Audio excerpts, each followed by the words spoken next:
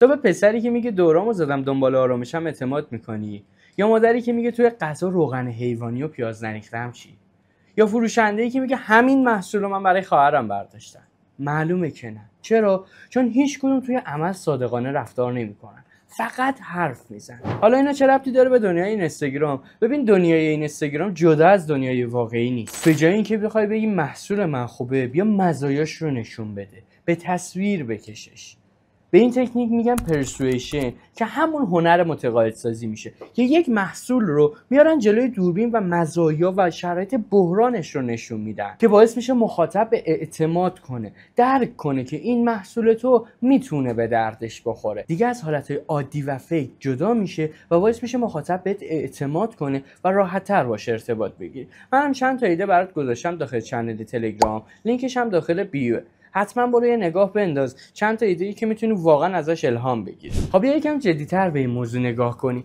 دقیقاً وقتی که میگی محصول من خوبه، میشی مثل اون مادری که میگه توی غذا پیاز نریختم. شاید حرف تو احساسی توی مخاطب بیدار کنه، ولی تهش میگه خب که چی؟ نشون بده به من. دقیقاً همینجاست که فرق بین فروشنده حرفه‌ای و بقیه فروشنده‌ها رو متوجه میشی. فروشنده‌ای که محصولات کوهنوردی داره، به جای اینکه بگه محصولات من ضد آبه، میاد به تصویر میکشه، نشون میده که ضد آبه. تو شرایط بحران نشون میده که چطوری اون محصولش مقاومت داره و باعث میشه که تو اعتماد کنی به اون محصول و راحت‌تر خرید کنی ازش. یا فروشنده‌ای که میگه این گلس گوشی من ضد خشه، بدون ترس میاد روش خط میندازه یا حتی ضربه‌های محکم، چون اعتماد داره به اون محصول و داره اون اعتماد رو به تو القا میکنه که راحت‌تر درکش کنی. اینا همشون میشن متقاعدسازی تصویری، چیزی که اینستاگرام الان نیازش داره. مخاطب‌ها این رو الان نیاز دارن که به تصویر بکشی که متقاعد بشن. حالا یه سوال مهم، چطوری من این حس رو توی پیجم منتقل کنم که مخاطبام درک کنن که دارم راست میگم و شفاف رفتار میکنم،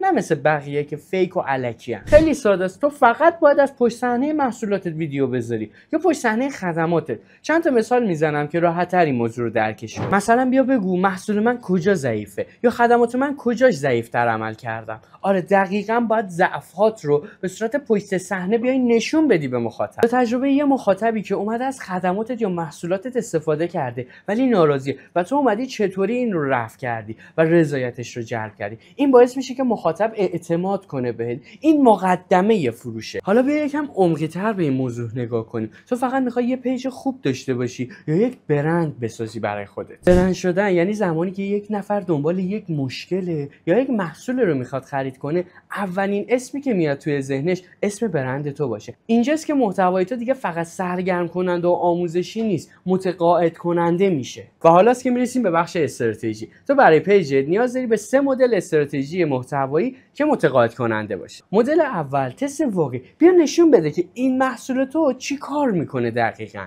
مدل دوم محتوای مقایسه‌ایه که باید به رقیب‌هات رو با خودت مقایسه کنی، محصولاتشون رو با محصولات خودت، کیفیتشون رو با کیفیت خودت مقایسه کنی. مدل سوم هم همون محتوای واکنشیه که بیای نظرات و بازخوردهاشون رو به تصویر بکشی و باشون محتوا درست کنی. پس یادت باشه وقتی که میگی محصول من خوبه، یاد اون پسری بیافت که میگه دورامو زدم و دنبال آرامشم، هنوز ته دلش دنبال بازیه. امروزه مردم دیگه به حرف اعتماد نمی‌کنن، به نشونه‌ها و عمل اعتماد می‌کنن. نشون بده. پس یادت نره تا قرار نیست فقط محصول بفروشه، قرار توی ذهن مخاطب‌ها جا بگیره. ممنونم که تا اینجا بودی. چنل رو سابسکرایب کن و زنگوله رو بزن که از پست‌های بعدی جا نمونی.